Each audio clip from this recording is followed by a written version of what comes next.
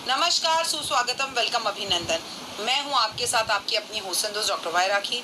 आपका स्वागत अभिनंदन करती हूं आपके मेरे और माता रानी के इस खूबसूरत से प्यारे से यूट्यूब चैनल पर। मैं आपसे बात कर रही हूँ भाद्रपद के महीने के आरंभ हो जाने पर भादों में क्या करे क्या ना करे।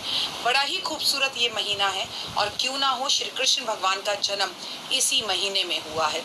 मैं आज आपको इस महीने से जुड़ी हर बात बताऊंगी, लेकिन आप इन बातों को पर कितना खरा उतरते हैं ये आप पर है।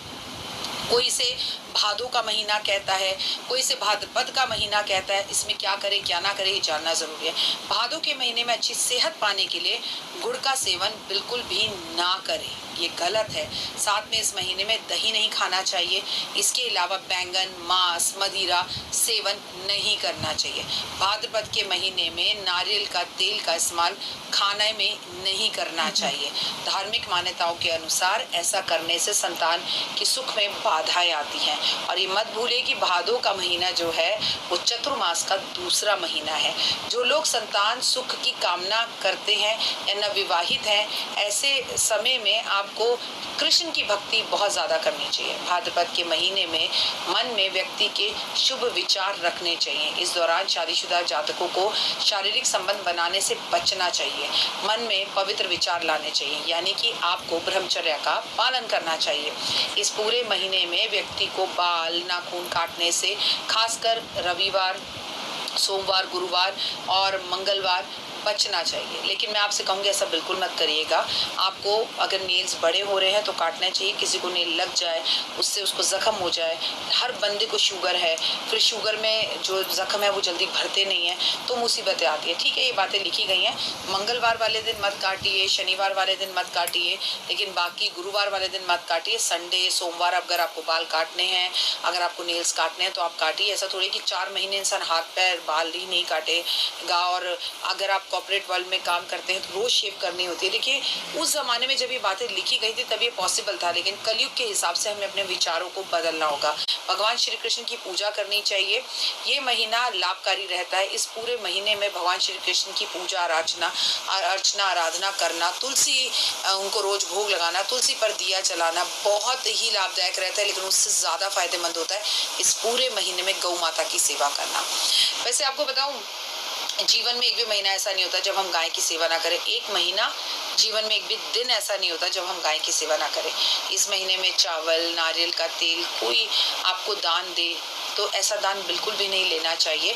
आपको ऐसा दान करना चाहिए उन लोगों को जो खाना खरीदने में भी समर्थ नहीं है, जो बहुत गरीबी रेखा से भी नीचे हैं। तो उनको थोड़ी देखना, उन्हें खाना चाहिए कि हम नारियल ना खाएं, हम चावल ना खाएं, है ना। तो अगर ऐसे जरूरत है लोगों को, या तो उन्हें पैसे दे दीजिए या उन्हें राशन दिलवाइए।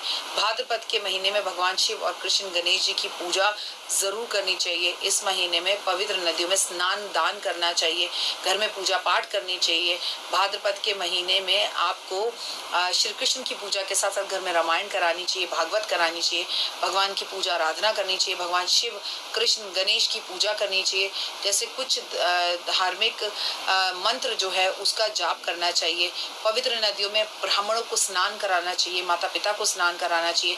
जरूरतमंद लोगों को अनाज का दान करना चाहिए, उपवास रखना चाहिए और कोशिश करनी चाहिए कि अपनी मनपसंद खाने की कोई चीज आप छोड़ें।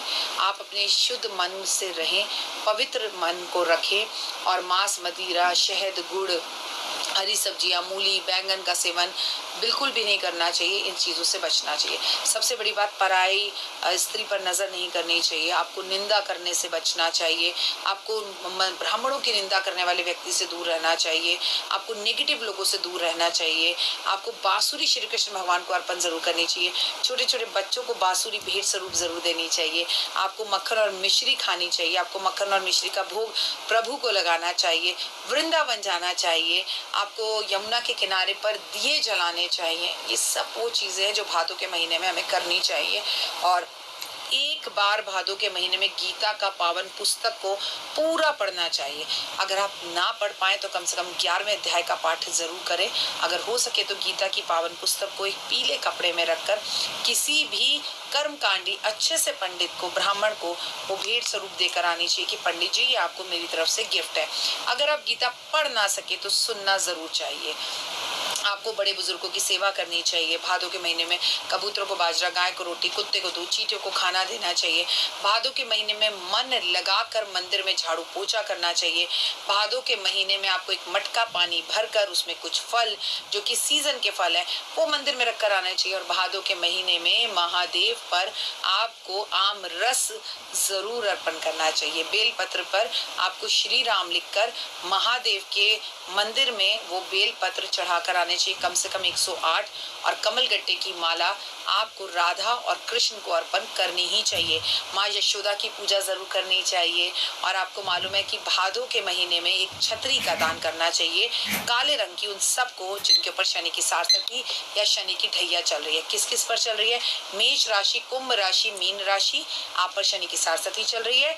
वहीं पर अगर मैं बात करूं सिंह राशि और धनु राशि, आप पर ढैया चल रही है। फिलहाल दीजिए इजाजत, अपना और अपनों का रखिए खास ख्याल। भगवान श्री कृष्ण की अति कृपा आप पर बनी रहे। जय श्री राधे, जय माता।